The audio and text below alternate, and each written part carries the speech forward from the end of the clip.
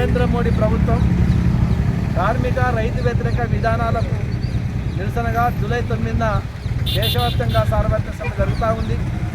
ఆ సమ్మెను జయప్రదం చేయాలని చెప్పి ఐఎఫ్టీ తరఫున విజ్ఞప్తి చేస్తూ ఉన్నాం.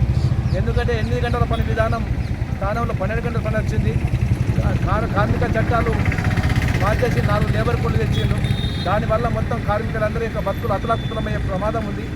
కాబట్టి సమాన పనికి సమాన వేతనం కానీ కనీస వేతనం 26,000 ఉండాలని చెప్పి, అదేవిధంగా దేశాన్ని అప్పుల కుంపగా నరేంద్ర మోడీ మార్చిండు. వీటన్నిటినీ మాయ చేయడం కోసము హిందూ మతం అనే పేరు ముసుగులో ఇవాళ దేశాన్ని మొత్తం 2 ముక్కలు చేసినటువంటి కుట్ర చేస్తూ ఉండు. ఇవాళ నరేంద్ర మోడీ ప్రభుత్వ రంగ సంస్థలు అమ్మేస్తూ ఉండు. దానివల్ల హిందువులకు కూడా తీవ్రమైన నష్టం జరుగుతూ ఉంది. ఉపాధి పోతుంది, ఆకలి సమస్య వస్తుంది. కాబట్టి అందరం కూడా ఇవాళ అధికారంలో ఏ పార్టీ ఉన్నా కార్మిక రైతు ప్రజా వ్యతిరేక విధానాలను అవలంబిస్తే వాటికి వ్యతిరేకంగా పోరాడవలసిన బాధ్యత మన అందరి మీద ఉంది. కాబట్టి దయచేసి దేశంలో ఉన్నటువంటి కార్మికులందరూ కూడా, మన ప్రాంతంలో ఉన్నటువంటి కార్మికులు రైతులు కూడా జూలై 9న జరిగినటువంటి సార్వత్రిక సమ్మెను జయప్రదం చేయాలని కోరుతూ ఉన్నాం.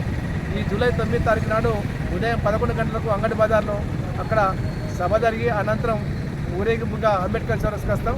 కాబట్టి అన్ని రకాల కార్మికులు, అదేవిధంగా సాంఘీభావం తెలిపినటువంటి రైతులు కూడా అక్కడికి వచ్చి సంపూర్ణ మద్దతు తెలియజేసి సమ్మెకు విజయవంతమైనట్టు సహకరించాలని చెప్పి కోరుతూ ఉన్నాం. భారతదేశ కార్మిక వర్గం అనేక పోరాటాలు చేసి సాధించుకున్నటువంటి హక్కుల్ని నరేంద్ర మోడీ, ఆదాని, అంబానీ లేదా విదేశీ కార్పొరేట్ శక్తులకు లాభం చేకూర్చే విధంగా 4 లేబర్ కోడ్లను తీసుకొచ్చి అమలు చేయాలని చూస్తున్నాడు. ఇది చాలా అన్యాయమైంది, దుర్మార్గమైంది. ఎందుకంటే 4 లేబర్ కోడ్లు కనుక అమలైతే దేశానికి స్వతంత్రం రాకటే ముందు కార్మికులు ఎట్లయితే బానిస బతుకులు బతికిరో అటువంటి ప్రమాదం ఉంది. అంతేకాకుండా తెలంగాణలో 7 లక్షల మంది బీడీ కార్మికులు బీడీ పరిశ్రమను నమ్ముకొని జీవిస్తున్నారు. తాను కుటీర పరిశ్రమలు కాపాడుతానని, మహిళలు ఆర్థికంగా నిలదొక్కునే విధంగా సంక్షేమ పథకాలు అమలు చేస్తానని అనేక రకాల వాగ్దానాలు చేసిండు. బీడీ పరిశ్రమపై జీఎస్టీ విధించడం వల్ల బీడీ పరిశ్రమ పూర్తిగా విధ్వంసానికి గురై ఉపాధి అవకాశాలు లేకుండా పోయే ప్రమాదం ఉంది.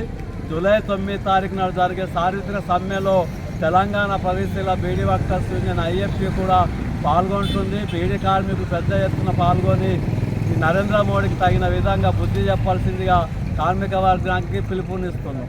9వ తారీఖున జరిగే సార్వత్రిక సమ్మెకు రైతులు కూడా పూర్తిగా మద్దతిస్తూ దేశవ్యాప్తంగా సమ్మెను జయప్రదం చేయాల్సిందిగా అఖిల భారత రైతు కూలీ సంఘం కోరుతా ఉంది.